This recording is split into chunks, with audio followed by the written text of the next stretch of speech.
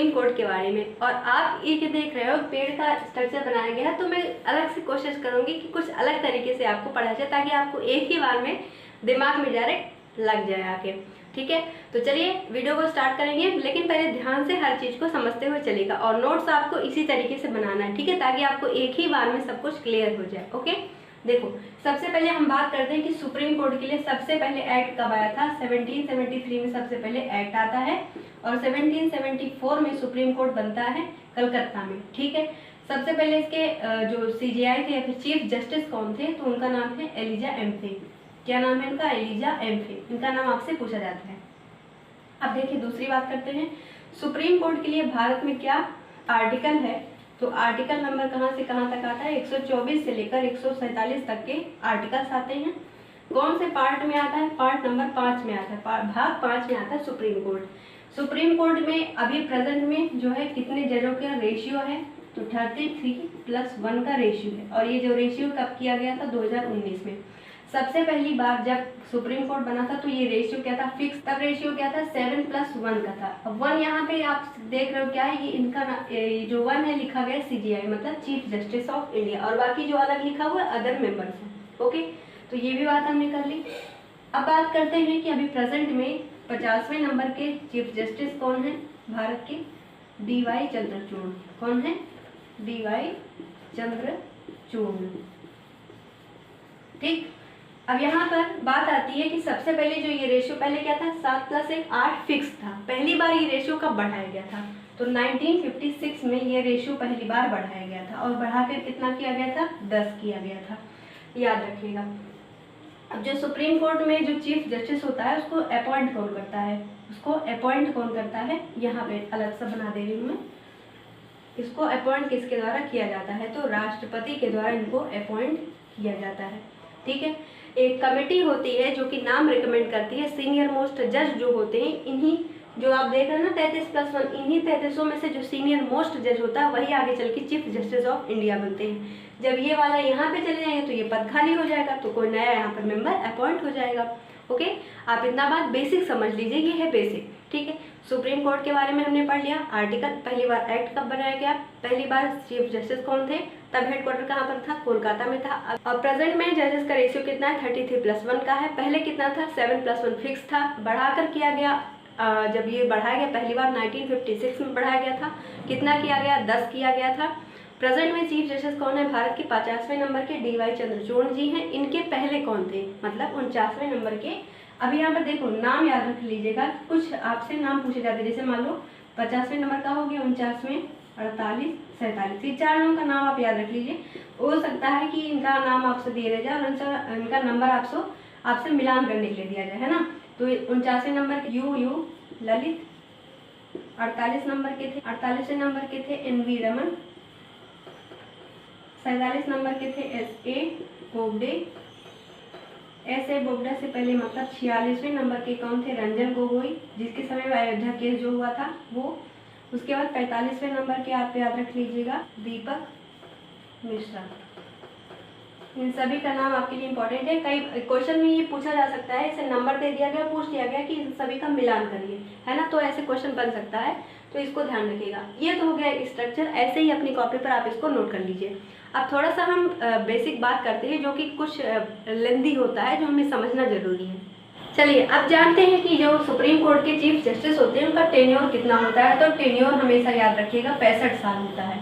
मतलब जब ये 65 साल के हो जाएंगे तब इनका रिटायरमेंट हो जाएगा।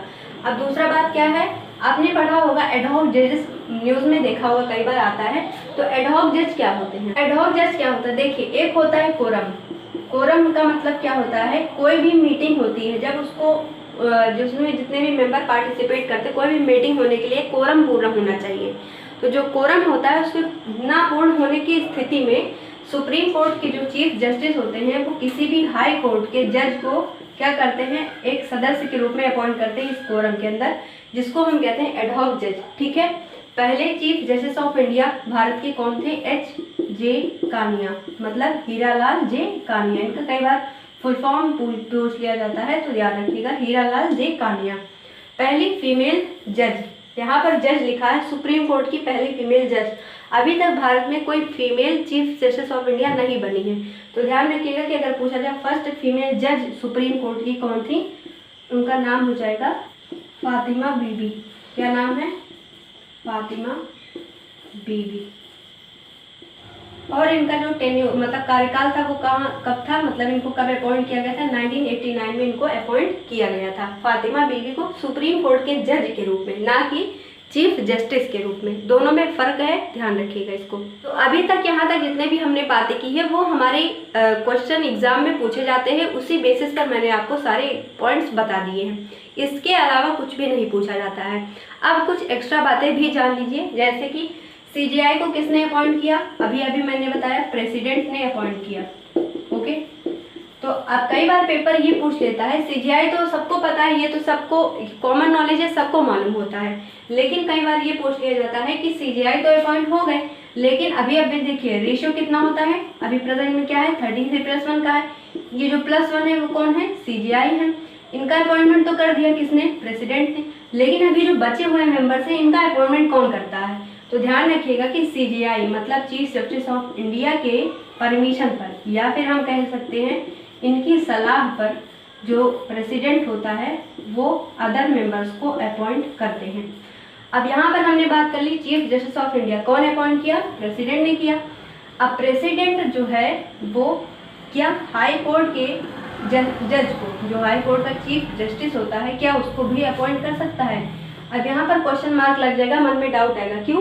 क्योंकि प्रेसिडेंट सेंट्रल पर होता है, तो स्टेट में कौन होता है? गवर्नर होते हैं। तो पहले दिमाग में यही आएगा कि गवर्नर ही अपॉइंट करेंगे, जैसे प्रेसिडेंट सेंटर पे अपॉइंट कर रहा है, सेम टू सेम गवर्नर करेगा स्टेट में। लेकिन नहीं, यहाँ पर जो हाई कोर्ट का जो जज होता है, चीफ जस्टिस जो होता है हाई कोर्ट का, उसको भी कौन अपॉइंट करते हैं? प्रेसिडेंट के द्वारा ही किया जाता है। किसकी सलाह पर? यहाँ पर सलाह की बात आएगी तब वहाँ पे गवर्नर का नाम आएगा और चीफ मिनिस्टर का भी नाम आएगा। ठीक है, तो ध्यान रखिएगा इसको। अब और भी बातें मैंने आपको बता दी कि पहले हाँ, एक चीज़ याद रखिएगा कि जैसे एक मतलब कमेटी होती है जो कि क्या करती है, नाम रिकमेंड करेगी किसको? प्रेसिडेंट को, तब president chief justice of India को अपॉइंट कर देंगे। लेकिन कई बार होता है और जो नाम रिकमेंड होता है वो हमेशा सीनियर मोस्ट जज का होता है। लेकिन हमारी हिस्ट्री में एक ऐसे चीफ जस्टिस बने थे जिनका बिना नाम रिकमेंड किए ही उनको सीजीआई बनाया गया था। उनका नाम आपके लिए इम्पोर्टेंट है, उनका नाम है, नाम याद रखिएगा, उनका नाम है A.N. रे। कब अपॉइंट किया गया था? 1973 में। ये ऐसे एकमात्र सीजीआई बने थे जिनको बिना रिकमेंडेशन के ही चीफ जस्टिस बनाया गया था। ये हो सकता है आपके क्वेश्चन में पूछ लिया जाए, क्योंकि अभी तक ये क्वेश्चन पूछा नहीं गया है, लेकिन कई बार होता है एग्जाम टफ बन जाता है तो ऐसे क्वेश्चन उसमें डाल दिए जाते हैं। ध्यान रखिएगा। आई होप ये वीडियो आपको हेल्पफुल होगा आपकी तैयारी में। वीडियो अगर पसंद आए तो शेयर जरूर करिएगा अपने दोस्तों के साथ। अब हम मिलेंगे नेक्स्ट लेक्चर में, जब हम फिर से एक नया टॉपिक पे बात करेंगे। ओके, तब तक के लिए थैंक यू और अच्छे से अपनी प्रिपरेशन करते रहिए।